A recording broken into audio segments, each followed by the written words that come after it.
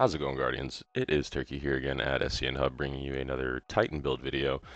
This one's going to be another Peacekeeper build, and I'll more than likely be posting another Titan Peacekeeper build in the next few days. I try to find all the available combinations whenever exotics get reworked or whenever there is something that I'm interested in.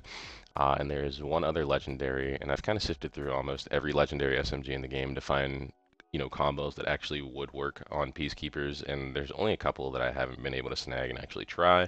But this is one of the ones that is surefire to be one of the best legendary combinations, and in par with the exotic weapon as well. So without further ado, we'll talk about the video, the combination, and how we're using it. And this is a Solar Titan build. And first and foremost, the SMG that we're talking about is the Parabellum. This is actually a world drop SMG. It comes with a lot of, in my opinion, really good roles for the Peacekeepers in particular, given that they maintain that 100% increase the damage if you're able to keep that, keep that damage going, very similar to the Terabuzz exotic trait itself. So the role that we have on the Parabellum currently is Rewind Rounds and Deconstruct. For those who are unfamiliar, the two perks, Rewind Rounds is first one, and that's in slot one. Whenever this weapon's magazine is empty, it more effectively refills from the reserves based on the number of hits, and that refills anywhere up to 60% of the magazine if you are able to hit those shots. And secondly, we have Deconstruct, which is a little bit different than Rewind Rounds. It says it's a damage perk, but the things that do the extra damage bonus towards them are, they're not necessarily very few and far in between, but it's not something you see a lot, so it's more of an ammo economy perk than anything. But it reads as follows: dealing sustained damage grants bonus damage against vehicles, constructs for an improved duration, and refills ammo from reserves. Damage with primary ammo or against constructs provides additional progress. Constructs include barricades, stasis crystals, turrets, and other objects created in the field like brigs and things like that. And it's a 40% damage buff to those things if you actually are able, brigs, which we are fighting a lot of in the new Vespers host dungeon, so it is pretty useful there. But basically, you have two perks for ammo economy, and we also have the origin trait on the Parabellum, which I think you get to use it a lot more with the Peacekeepers than you ever would any other time, and it's extremely steady, and I think this is why this works so well. But this origin trait is, like I said, it's field tested. Defeating targets or dealing damage with this weapon gradually increases range, stability, handling, and reload speed. Swords gain increased charge rate and guard resistance. We don't really care about the swords, obviously. But the cool thing about this is you get this to stack up to 5, and it actually, you'll notice the benefit and how much you're getting from it, and the uptime of it, especially from having these two perks on. Like, it's very, very, very noticeable whenever you're using Peacekeepers, and you're already getting a lot of handling, stability, and ADS bonuses from Peacekeepers themselves. Now, the exotic pairing that we're using for the weapon with this is the Witherhoard. This is kind of like a fan favorite weapon in the game. To those who don't know about the Witherhoard, it just obviously shoots that blighted pool. You shoot a grenade and it creates a puddle where it does damage over time to all enemies within it. And if you hit an enemy directly, it will damage that enemy, whether or not, until the allocated time of the damage is over, or it will kill it and then drop a pool on that enemy. And the exotic catalyst is increased handling and holstering. This weapon automatically reloads it after a short period of time. And this synergizes also really well with the Peacekeepers.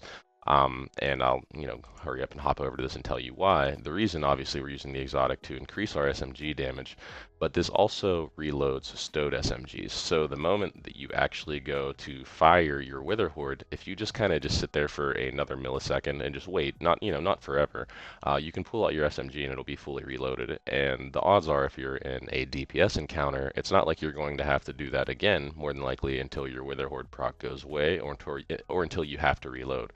But the thing that I like to do is when I finally do have to reload, that's whenever I'll, fire the Witherhoard shot off. I know that, you can increase maximum DPS probably by doing that, but it's just kind of an easy way to keep your Parabellum at maximum DPS for as long as possible. Now, in the heavy slot, this is something that is a little bit frustrating for me right now. I do have a GL equipped, and if you look in the artifact, the seasonal mods, we do have the kinetic impacts. Sustained damage with a power grenade launcher causes the combatant to emit a shockwave that damages nearby combatants. This shockwave can stun unstoppable champions. Now, whether or not it is meant to function the way that it is currently, I think it's really janky. I think to cost 5 shots, 5 to 6 shots of a GL just to cause the unstoppable proc isn't really worth it. But if you're running lost sectors, like I've been doing, just trying to farm those world drops, I just wanted to have the unstoppable because I didn't have it built into the kit, and I wanted to run Sunbreaker for the idea of testing this build. Obviously, you could run Prismatic Titan and handle all of those things and just equip some form of anti-barrier, but this is indeed a Solar Titan build. Um, Now, with it being a Solar Titan build, let's go over our armor and mods real quick, and then we can jump into the aspects and fragments. In our bottom slot, we have time dilation ×3, just so we have as much solar weapon surge as possible. Next up, we have Peacekeepers, triple solar weapon surge to keep that up the uptime on all of our solar damage. And next up, we have solar reserves in our chest just to have more GL for our actual Crab Mutiny, which is what we have equipped. This is kind of, I think, interchangeable. This is going to be up to you what fits you because you're going to be doing a lot of the damage with Witherhoard and Parabellum anyways. So the heavy is kind of interchangeable. I wish I had an Apex Predator, but I don't, unfortunately. In our arm slot, we have heavy-handed and firepower just to get some more orbs to contribute to that solar weapon surge being up as much as possible. And next up in our head slot, we have, I don't know why we have a stasis siphon, probably be kinetic, but we'll have a kinetic siphon and a solar siphon just to create more orbs. Very simple setup for this build. It's honestly one of the most straightforward, simple setups that I've ever had for any build. And actually, I guess prior to stepping into the fragments, there is a couple roles that are worth getting for this Parabellum. I didn't go over each of them, but it has some really good things that can roll in the second slot. In the first slot, I believe rewind rounds is going to be what you want. But if you actually look over here, I have another one with heal clip and frenzy, meaning that it can also roll with rewind rounds and frenzy or deconstruct and heal clip, which is two roles that I don't have, unfortunately, to test. But I still believe this is ultimately going to be the best for maintained DPS. So there are some pretty good roles for this weapon that are available, and they share some roles with the Yarv at MG4, actually, which is a stasis SMG that you'll see here that I'll more than likely be putting a build out for within the next couple days as well. But without further ado, let's go into the aspects and fragments. So first and foremost, we have Roaring Flames. Just because I didn't choose to take Consecration, I feel like it takes a little bit too long whenever you only have one melee charge with the solar, so I just relied on Bonk Hammer to, just to get the cure and all that. I don't really see myself using Consecration too often. But Roaring Flames basically increases the damage of your abilities based on, up to 3 times based on how many elims you score via those abilities prior to. You have Soul Invictus. Solar ability Final Blows, Hammer, Soul Impacts, and defeating scorched targets create sunspots, which is what I meant for the ability Final Blows. Your abilities regenerate faster and your super drains more slowly while standing in a sunspot. Sunspots apply Scorch and deal damage to targets inside. Entering a sunspot applies Restoration. So another thing that makes this build really solid is whenever you are using Witherhoard. If you don't have Witherhoard, by the way, another really good replacement for the Witherhoard, because it'll free up another exotic slot, is going to be the Lost Signal, by the way. So that's very inadequate replacement before I get too far into that. But you can shoot those Witherhoard shots or your Lost Signal shots onto those fire spots, the sunspots, and it's going to do a lot of damage. You'll see it ticking for a lot. It'll kill the enemies, and then you can just, multiply the SMG on top of it. You have a lot of damage happening to one target. Next up, we're going to get into our fragments. The first one we have is Ember of Solace. Radiant and Restoration effects applied to you have increased duration. Very simple, no-brainer, not much to be said about that. Next up, we have powered melee attacks against combatants make you and nearby allies radiant, and that is the Ember of Torches. You lose 10 discipline. Be mindful of that, I suppose, to those who don't want to. Next up, we have Ember of Empyrean. Solar weapon or ability final blows extend the duration of restoration and radiant effects applied to you, which is dope because the Parabellum is something that we're going to be using really just to mow down everything. It's not really a weapon that you have to swap off of, even for chunkier targets, and you can see in the gameplay it kind of melts champions, especially with that Witherhoard procced on top of it. And I believe we're about 17 power levels down on top of that as well.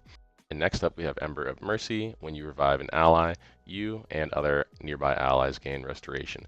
Picking up a Fire Sprite also grants restoration, and you get a 10 resilience bonus. And that really, truthfully, does it for the whole build.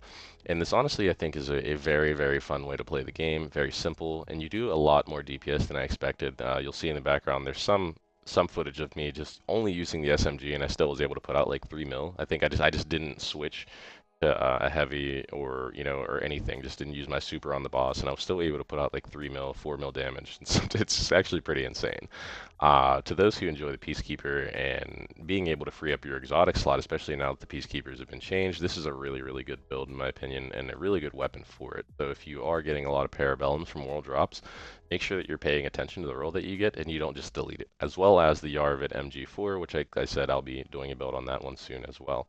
But this build has been your boy Turkey here at SGN. Hopefully you guys enjoy it, and peace.